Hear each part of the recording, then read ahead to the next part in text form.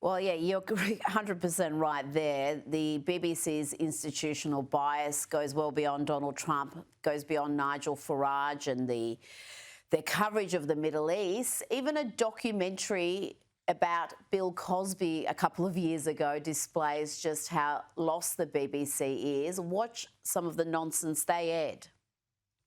If we actually grappled with the fact that sex negativity is what causes this type of behavior, then we could create a world where in idyllically sex positive world, someone is able to pay conscious women to come and be drugged so that I can get my kink out, my fetish on having sex with unconscious people. There's a consensual way to do that. Well, there you go, a therapist promoting an idyllically sex-positive world where men can just fulfil their fetishes by having sex with unconscious people. I mean, what am I even hearing, Douglas? Not just what are you hearing, what are you seeing? I don't want to women talk about sex positivity in any way. No, I mean, and look, this is the BBC is just so fantastically lost. By the way, there's a very clear reason for it. I'm not an enemy of the BBC. I'm a critic of it. I would like to see the BBC doing what it has boasted that it's doing, which it hasn't done for years, but which it has done at times in the past, which is to provide genuinely impartial journalism and a place where people can agree that there is a sort of non-biased, fact-based channel with all of its subsidiary channels, which you can go to get a trusted news source. And you know, it's just so characteristic of the BBC and certain other media in this age. They set up all these things like BBC Verify to try to prove fake news in other media and on social media and so on. But they're pumping out fake news themselves, as the events of the last few days have shown. I mean, it's just completely unacceptable that an allegedly non-biased platform would be shown to have extreme bias in so many cases. And the point about that needs to come out is, as Charles Moore pointed out the other day, that the bias in the BBC always goes in one direction. You know, it's never like accidentally biased in favor of Nigel Farage. It's never accidentally biased against illegal migrants. It's never accidentally biased in favor of biological reality. No.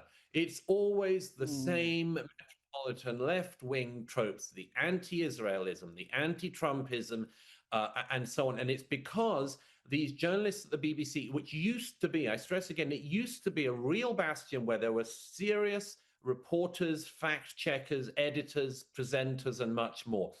It's a place which represents one particular viewpoint, and they have the right to do that if they want to become a privately owned company, and not take a tax from every household in the UK that owns a television in order to push this as being mainstream. It's so well documented now, this one-directional bias. And I hope that what we've seen with the resignation of the Director General and the head of news isn't thought to be just the solution to the problem. It isn't.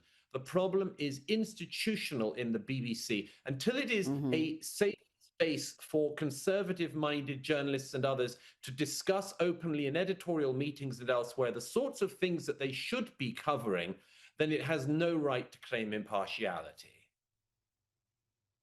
Well, it has a huge number of staff, huge number of journalists, producers.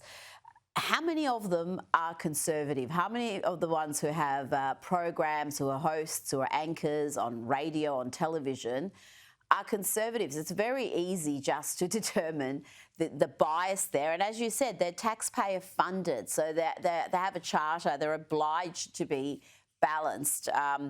And when it comes to biological reality, as you mentioned, the trans issue, Douglas, they're not much better there either, are they?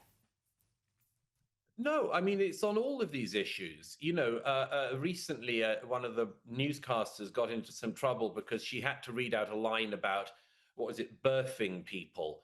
and something like that, and she sort of said women, and slightly rolled her eyes and got into trouble for that. It all goes back to that thing you just mentioned, Rita. How many non-left-wing liberals are in the BBC? I don't actually know now if there are any. Some 20 years ago, I knew some. I used to get together with some of them socially out of hours. I used to joke to them that the small group of conservatives in the BBC, and we used to meet in a pub or a bar and talk about things. I used to joke that they behaved like 1950s homosexuals. They had to have a sort of secret code and, hope that no one at work had guessed their dirty little secret and so on. But that's just appalling. At least 50% of the country have no representation in the editorial process of presenting and much more. And again, you can tell the one directional bias from the fact that when BBC presenters and others leave, like there's a group of them who used to be at Newsnight, they left and set up their own sort of podcast. What is the thing they do once the guardrails of the pretense of impartiality are off? They're all campaigning anti-Trump, anti-conservative, anti-Tory, left-wing activists. It's always like that. When they leave the BBC, the thin veneer that they had whilst they were at it completely disappears.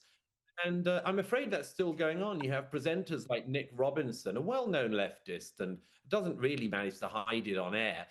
Extremely disagreeable to any conservative he's interviewing. People like Nick Robinson are trying to cover this up even now this week by pretending there's sort of no problem here, really. So I don't see any sign the BBC is actually going to reform.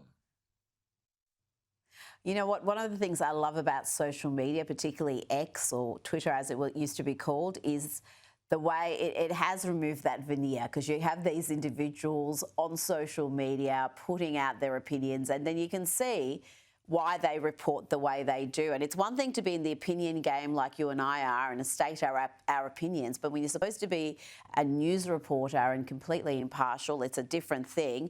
And I just want to play a little clip about how the BBC covers trans issues.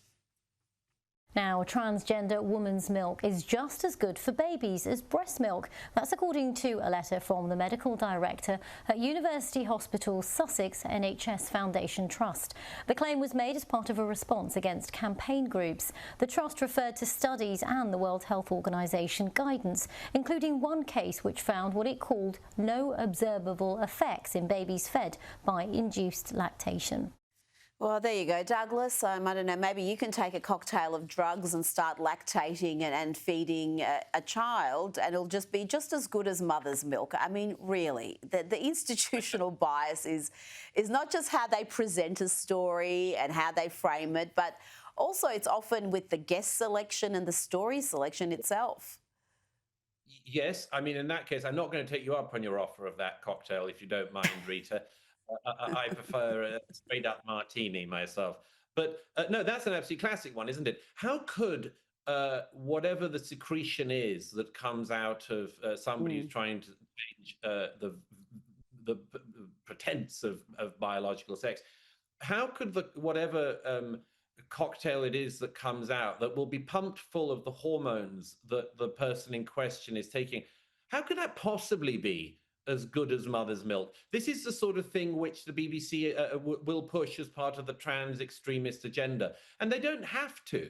They could have taken a completely reasonable view all the whole way along, like some of us did, which is things like, let's look into this a bit more, because it seems to be, that there's an awful lot to look into here, and let's not make up facts. But they want to, because they want to push a particular agenda.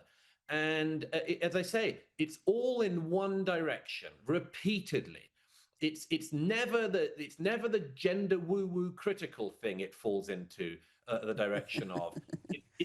It's all this kind of, and I'm amazed that she didn't end up saying or claiming that actually trans lady estrogen testosterone milk is actually best, and we should all gulp it down all day long, otherwise we're bigots.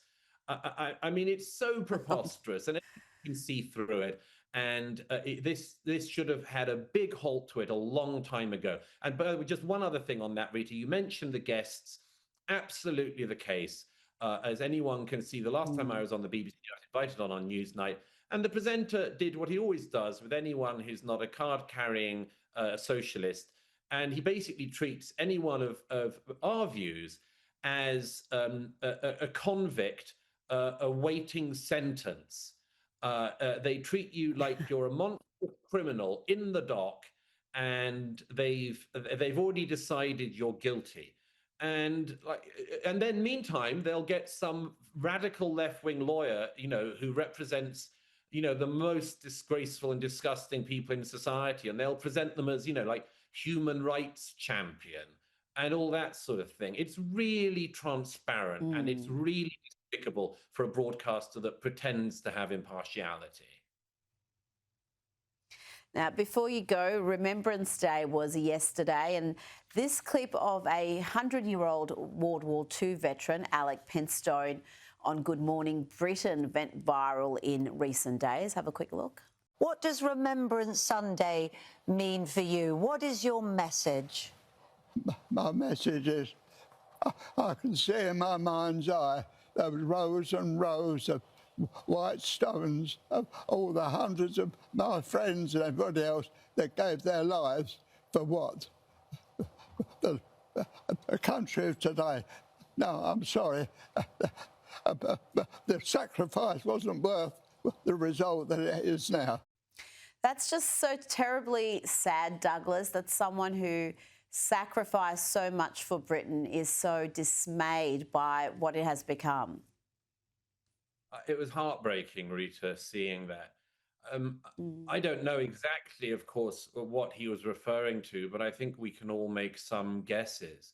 It's heartbreaking that he would. He was talking also a little bit about the lack of freedom in Britain. He mentioned freedom, and I thought that was interesting that he's noting what is happening in modern Britain. Well, absolutely. I mean, unfortunately, the British people now live in a country, as you and I have discussed before, where the police will not bother to come and investigate a home robbery.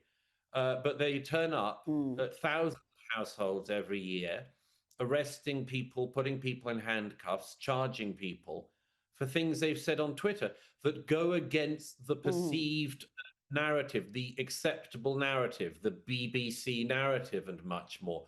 And I don't think that does mean that the sacrifices of our forebears were in vain. But my goodness, it's sad to see that interview. And my goodness, it's sad to see what Britain has become in recent years. And just look at the fall off. Just look at the fall off in political leadership from the people who led Great Britain in the 1950s. From all parties, by the way. Consider an Attlee or a Churchill against what we have today. And yes, it's a very sad fall off. I'm deeply saddened when I saw that interview. But I hope that people watching it who have the same response we have are reminded by it that actually we have a great inheritance we need to sustain and not to just continue wrecking. Douglas Murray, thank you so much for your time. Thank you.